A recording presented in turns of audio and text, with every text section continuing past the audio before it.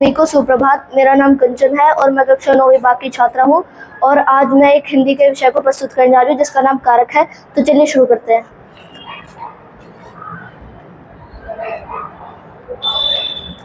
तो कारक क्या होता है? संज्ञा या सर्वनाम के जिस रूप से उसका संबंध वाक्य के दूसरे शब्दों से पता चले उसे कारक कहते हैं।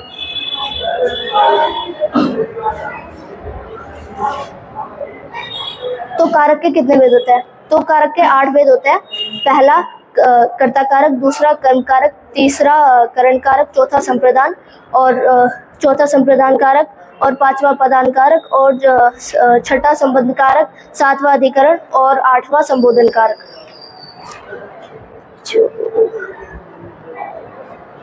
और ये इनकी कुछ परिभाषाएं हैं। तो कर्ता कारक क्या होता है? जो वाक्य में कार्य को करता है, कर्ता वाक्य का वह रूप होता है जिसमें कार्य को करने वाले का पता चले, मतलब उसे कर्ता कारक कहते हैं। कर्ता कारक का चिन्ह ने होता है। और कर्म कारक वो वस्तु या व्यक्ति जिस पर वाक्य में की गई प्रक्रिया का प्रभाव पड़ता है उसे कर्म कारक कहा जाता है। कर्म कारक का विभक्ति चिन्ह को होता है। और करण कारक होता है वो साधन जिससे कोई क्रिया होती है उसे करण कारक कहा जाता है, यानी कि जिसकी मदद से क्रिया को अंजाम दिया जाता है उसे करण कारक कहते हैं। और करण कारक के दो विभक्ति चिन्ह होते हैं, से और के द्वारा। और संप्रदान कारक होता है।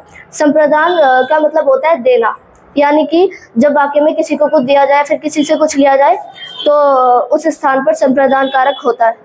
और अपदान कारक जब संज्ञा सर्वनाम के किसी रूप से किन्हीं दो चीजों के अलग होने का बोध होता है तब उस स्थान पर अपदान कारक होता है। अपदान कारक का विभक्ति चिन्ह से होता है।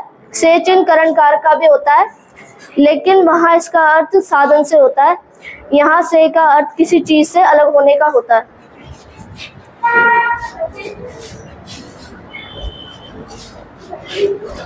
संबंध कारक इस कारक से नाम से पता चल रहा है कि मतलब किन्हीं दो चीजों के संबंध को, किन्हीं दो वस्तुओं के संबंध को दर्शाता है। संबंध कारक संज्ञा सर्वनाम का वह रूप होता है जो हमें किन्हीं दो वस्तुओं के मतलब संबंध को दर्शाता है, उसे संबंध कारक कहा जाता है। संबंध कारक के कई विभक्ति चिन्ह होते हैं, जैसे काके की, नाने नी, रारे री। और अधिकरण कारक होता है। अधिकरण का मतलब होता है आश्रय। संज्ञा का वो रूप जिससे क्रिया के आधार का बोध हो उसे अधिकरण कारक कहा जाता है और इसका विभक्ति चिन्ह में और पर होता है। और संबोधन कारक यह संज्ञा सर्वनाम का वह रूप होता है जिससे किसी को बुलाने, पुकारने या बोलने का बोध होता है, तब उस स्थान पर संबोधन कारक होता है। इस चिन्ह का इस्तेमाल किया जाता है। इस संबोधन कारक के विभक्ति चिन्ह अरे, हे, अजी, ओ ये होता है।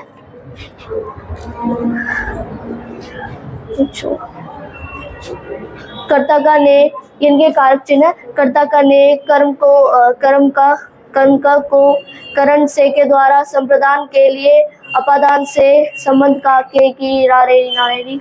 और अधिकरण का में पर, संबोधन का हे, ओ, अरे। और ये कर्ता कारक के उदाहरण है। रामू ने अपने बच्चों को पीटा और दूसरा विकास ने एक सुंदर पत्र लिखा। और कर्म कारक के उदाहरण है। गोपाल ने राधा को बुलाया, रामू ने घोड़े को पानी पिलाया।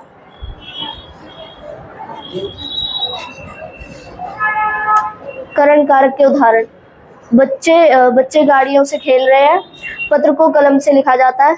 और संप्रदान कारक के उदाहरण माँ अपने बच्चे के लिए दूध लेकर आई, विकास ने तुषार को गाड़ी दी।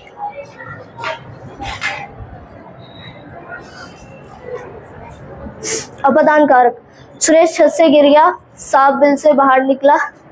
संबंध कारक के उदाहरण वह राम का बेटा है, यह सुरेश की बहन है। अधिकरण कारक के उदाहरण वह रोज सुबह गंगा किनारे जाता है, वह पहाड़ों के बीच में है। संबोधन कारक के उदाहरण हे राम बहुत बुरा हुआ, अरे भाई तुम तो बहुत दिनों में आए। धन्यवाद।